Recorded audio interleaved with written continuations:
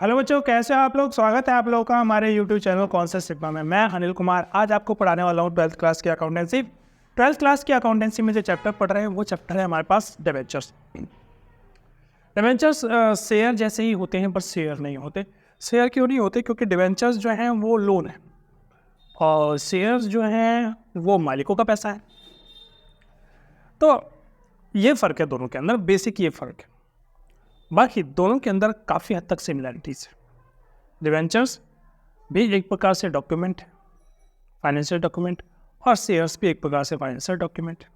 पर शेयर्स को होल्ड करने वाले को शेयर होल्डर कहा जाएगा, डिबेंचर्स को होल्ड करने वाले डिबेंचर होल्डर कहा जाएगा। शेयर होल्डर्स मालिक होते हैं और डिबेंचर होल्डर्स लोन प्रोवाइडर्स होते हैं। बिल्कुल जिस प्रकार से शेयर इशू किया जाता है लगभग उसी प्रकार से डिबेंचर्स भी मार्केट में इशू किया जाता है। डिबेंचर्स को भी उसी प्रकार से इशू किया जा सकता है, at par, at premium, at discount also. पर शेयर्स को डिस्काउंट पे इशू नहीं कर सकते, तो शेयर्स को हम सिर्फ इशू कर सकते हैं डिबेंचर एट पार या फिर एट प्रीमियम। बात करते हैं डिबेंचर्स की रियल मीनिंग क्या होती है, कैसे और कितने प्रकार के डिबेंचर्स होते हैं। पहले थ्योरेटिकल पार्ट थोड़ा सा पढ़ लेते हैं, उसके बाद आपको न्यूमेरिकल या प्रैक्टिकल की तरफ बाद में ले जाएंगे।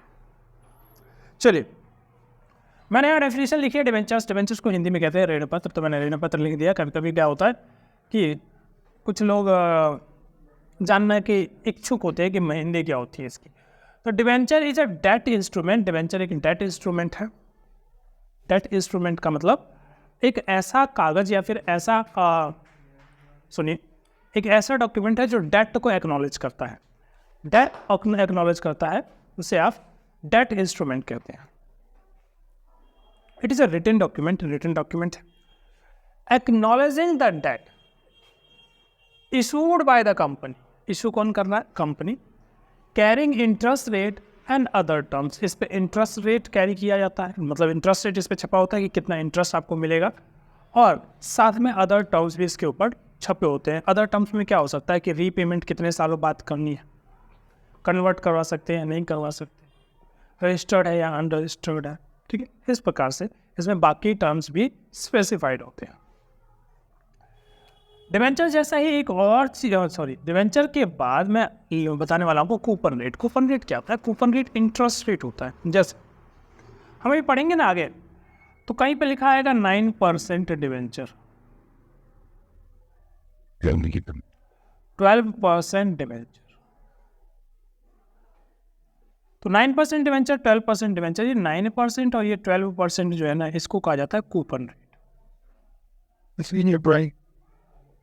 ये कूपन रेट 9% या फिर 12% जो है, ये कूपन रेट है। यानी डिबेंचर अपने साथ, अपने पीछे अपना इंटरेस्ट रेट लेके चलता है साथ।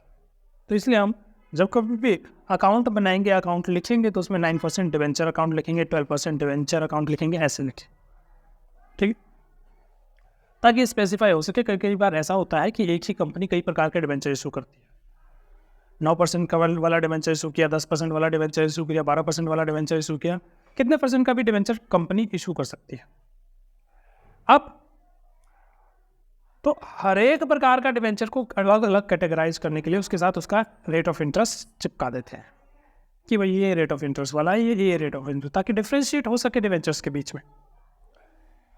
तो कूपन रेट का मतलब है, coupon rate is the interest rate at which interest is payable by the company to debenture holders। तो उस रेट से, जिस रेट से इंटरेस्ट पे किया जाना है कंपनी के द्वारा, किसको? डिबेंचर होल्डर्स को, तो उसे कहा जाएगा कूपन रेट। बॉन्ड डिबेंचर जैसा होता है पर डिबेंचर नहीं होता। क्या फर्क है? Bond is also a document, ये भी एक डॉक्यूमेंट होता है, लाइक डिबेंचर, लाइक डिबेंचर्स लिख सकते हो। और ये भी डेट को एक्नॉलेज करता है, मतलब ये भी कर्जा लेने वाला है। शेयर, इसका भी होल्डर जो है वो शेयर होल्डर या फिर मालिक नहीं कहलाएगा, इसका भी होल्डर जो है लोन प्रोवाइडर ही कहलाएगा। Issued by the company, issue किसने किया? कंपनी ने। जनरली बॉन्ड जो है do not carry any coupon rate. Generally bonds जो है कूपन रेट नहीं कैरी करते। इसकी मैच्योरिटी वैल्यू इनके ऊपर छपी हुई होती है। कि बाद में कितना पैसा मिलेगा। बॉन्ड्स में भी deep discount deep discount bond हो सकता है, फिर जीरो कूपन बॉन्ड भी हो सकता है। सुन लीजिए मेरी बात। जैसे मान के चलिए कि मैं 100 रुपये की चीज जिस पे लिखा हुआ है मैच्योरिटी वैल्यू 100 रुपये, है ना, वो 100 रुपये की चीज तो मैं 90 रुपये में देता हूँ। कहता भी 90 रुपये दो, ये 100 रुपये लो, और ये बॉन्ड ले लो, बॉन्ड पे छपा हुआ है 100 रुपये। तो तुमने मुझे 90 रुपये दे दिया और तुमने मेरे से 100 रुपये का बॉन्ड ले लिया। अब कंपनी की पॉलिसी है कि जब तुम 3 साल बाद तुम्हें उसके पैसे मिलेंगे, तो जितना छपा हुआ उतना मिल जाएगा। तो आपने मुझे दिए 90 रुपये और आपको मिलेगा पूरा 100 रुपये, है ना। तो आपने मुझे दिए 90 रुपये और आपको मिलेगा पूरा 100 रुपये, तो 10 रुपये आपकी कमाई है। असल में देखा है तो वही इंटरेस्ट है, वही तो इंटरेस्ट है। 90 रुपये देके आपने 100 रुपये कमाया, 10 रुपये का इंटरेस्ट है देखा जाए तो उसे डीप डिस्काउंट बॉन्ड या जीरो कूपन बॉन्ड कहेंगे। उस पर कूपन मेंशन नहीं होता, रेट मेंशन नहीं होता, इंटरेस्ट रेट मेंशन नहीं। कॉमन सेंस है भाई, 90 रुपये की चीज़ को वापस 100 रुपये मिलने वाला है तो इंटरेस्ट अलग से थोड़ी देगा। कई बार होता है अलग से भी मिलता है। टाइप्स ऑफ डिवेंचर, डिवेंचर्स के टाइप्स होते हैं, उनको कैटेगराइज किया गया उनके पॉइंट ऑफ व्यू के हिसाब से अलग अलग। सिक्योरिटी पॉइंट ऑफ व्यू के हिसाब से अलग, रिडेम्पशन पॉइंट ऑफ व्यू के हिसाब से अलग, रजिस्ट्रेशन पॉइंट ऑफ व्यू के हिसाब से अलग, कन्वर्टिबिलिटी पॉइंट ऑफ व्यू के हिसाब से अलग। ये 4 पॉइंट ऑफ व्यू के हिसाब से अलग अलग डिवेंचर्स को कैटेगराइज किया गया।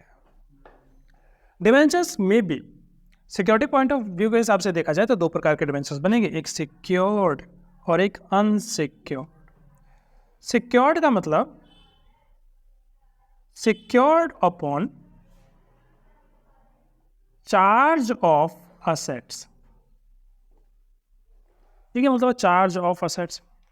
देखो भाई, लोन लेने जाते हो कई बार तो लोन वाले ना गिरवी रखते के लिए बोलते हैं कि भाई गिरवी क्या रखोगे, है ना। बैंक से गए लोन लेने के लिए, बैंक ने कहा कि भाई लोन तो दे देंगे पर कुछ गिरवी है रखने के लिए, जैसे जमीन के कागजात। तो जमीन के कागजात क्यों ले रहा है बैंक वाला? बैंक वाला इस वजह से जमीन के कागजात ले रहा है कि इन केस आपने पैसे वापस नहीं किए तो बैंक वाला क्या करेगा, आपके जमीन के बेच के पैसे वसूल लेगा।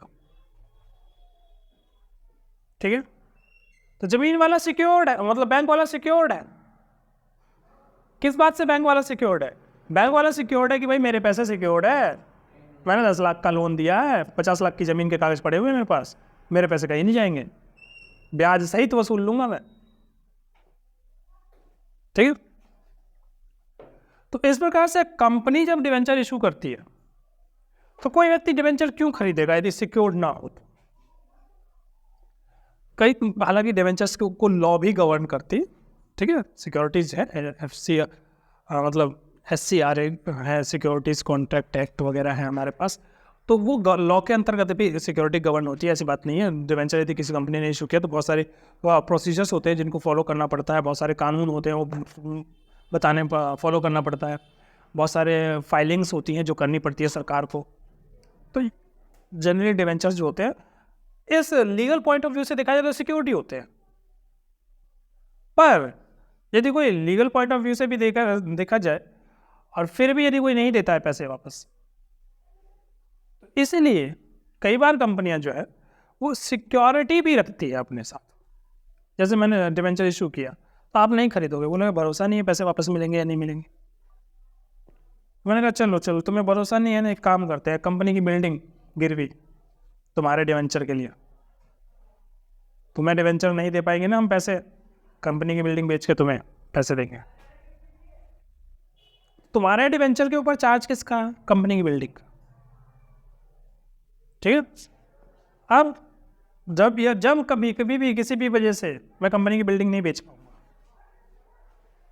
तुमसे पूछे बिना नहीं बेच पाऊंगा। क्यों? क्योंकि तुम्हारे पास एक प्रकार से गिरवी रखी गई, डिवेंचर होल्डर्स के पास एक प्रकार से वो गिरवी रखी, तो उसे कहते हैं चार्ज।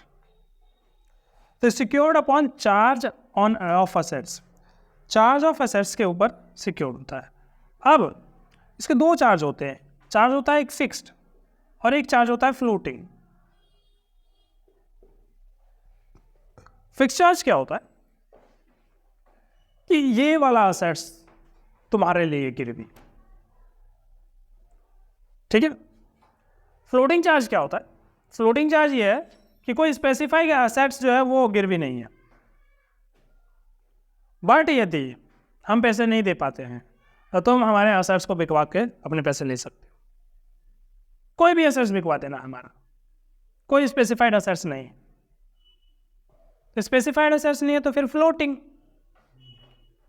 ठीक है। तो फ्लोटिंग के केस में क्या आता है, कंपनी जो है उसके असेट्स जो है वो एक प्रकार से गिरवी है, सारे ही असेट्स गिरवी एक प्रकार से देखे जाए।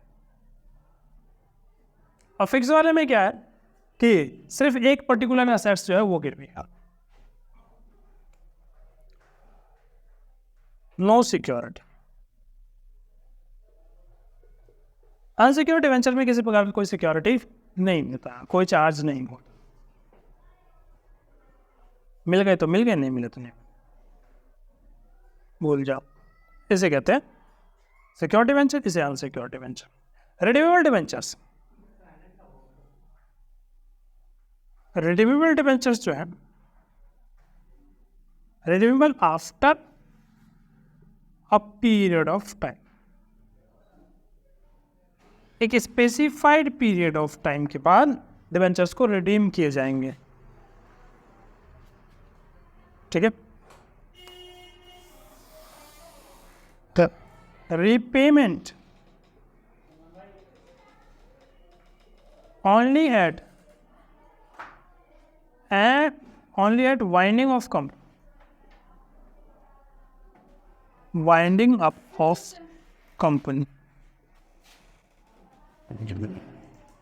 डिवेंचर्स जो है इरेडीमेबल होंगे, तो उसका मतलब कि उसकी रीपेमेंट जो होगी at the time of winding up of company, company जब वाइंड अप होगी उस टाइम आपको उसके पैसे देने। अब रजिस्ट्रेशन पॉइंट ऑफ व्यू के हिसाब से देखा जाए तो कुछ डिवेंचर्स रजिस्टर्ड होते हैं, रजिस्टर्ड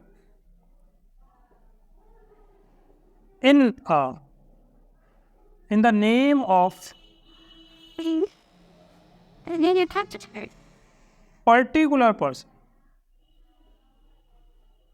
पर्टिकुलर पर्सन के नाम पे वो रजिस्टर्ड होते हैं। यानी रिपेमेंट भी होगी ना तो उस पर्टिकुलर पर्सन को होगी, इंटरेस्ट भी मिलेगा ना तो उस पर्टिकुलर पर्सन को मिलेगा जिसका नाम रजिस्टर्ड है डिवेंचर्स। तो कोई भी ऐरा गहरा नत्थु खारा जो है कहे कि भाई ये मेरे पास डिवेंचर है मेरे को पैसे दे दो, ऐसा नहीं चलेगा, ठीक है। कंपनी के पास जिसका नाम रजिस्टर्ड होगा पैसे भी उसी को मिलेंगे। अनरजिस्टर्ड में ऐसा नहीं है, इसे बियरर कहते हैं। एनीवन नो नेम रजिस्टर्ड,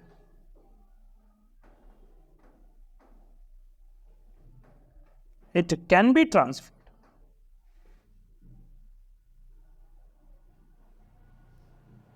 कभी भी इसे ट्रांसफर कर सकते हो उठा के। मेरे पास डिवेंचर पड़े हुए हैं, ठीक है, मैंने इसको दे दिया जा, तो इसके हो गए। कन्वर्टिबल डिवेंचर्स, कन्वर्टिबल डिवेंचर्स का मतलब can be converted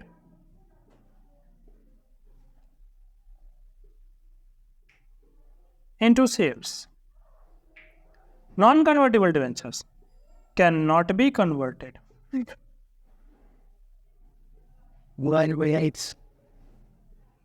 into shares। Shares में कन्वर्ट कर सकते हो तो कन्वर्टिबल डिवेंचर, शेयर्स में कन्वर्ट नहीं कर सकते तो नॉन कन्वर्टिबल डिवेंचर्स, ठीक है। तो फिलहाल हम इतना ही पढ़ेंगे कि डिवेंचर्स के टाइप्स कौन कौन से हैं।